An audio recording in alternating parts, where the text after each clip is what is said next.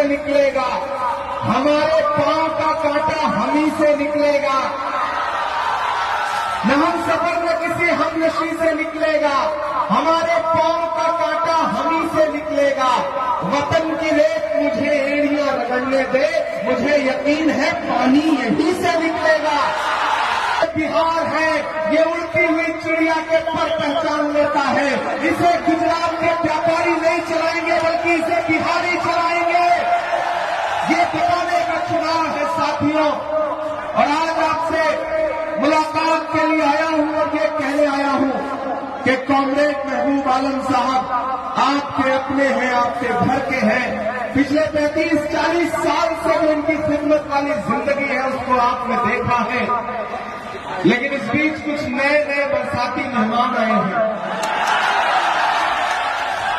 एक पूरी वसूली गैंग है और उस गैंग का जो कलेक्शन एजेंट है वो आपके बीच में घूम घूम करके कह रहा है कि नहीं, महबूब साहब से तो सवाल पूछना है, महबूब साहब से तो सवाल पूछना है।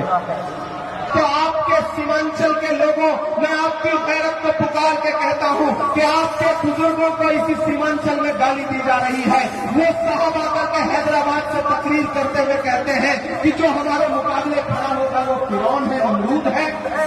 मैं आपकी गैरत को पुकार के पूछता हूं कि अगर आप उनको वोट नहीं देंगे तो आप फिरौन हो गए, नमरूद हो गए। इससे बड़ी भी कोई गाली हो सकती है क्या? किसी ईमान वाले के लिए इससे बड़ी गाली नहीं हो सकती कि उसको फिरौन कहा जाए। अरे महबूब आलम, आपकी सियासत के खिलाफ खड़े हैं तो आप गरीब जनता के इस रहनुमा को फिरौन बताओगे? वोट देने वाले नौजवानों को फिरौन बताओगे, नमरूद बताओगे? ये नफरत की सियासत है, ये गालीबाजी है और इस गालीबाजी का विरोध सीमांचल वालों आपको करना पड़ेगा। इससे पहले भी चुनाव होते रहे हैं, इससे पहले भी एक दूसरे के खिलाफ लोग चुनाव लड़ते रहे हैं, लेकिन क्या कभी फेसबुक पे इस तरह किसी को गाली देते हुए देखा है आपने?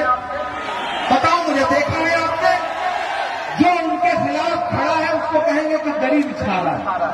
यही कहते हैं ना कि दरी बिछाने वाली गैंग है। अरे आप तेलंगाना में हमारी सरकार है, हमारे कैंडिडेट के खिलाफ कैंडिडेट न उतार करके आप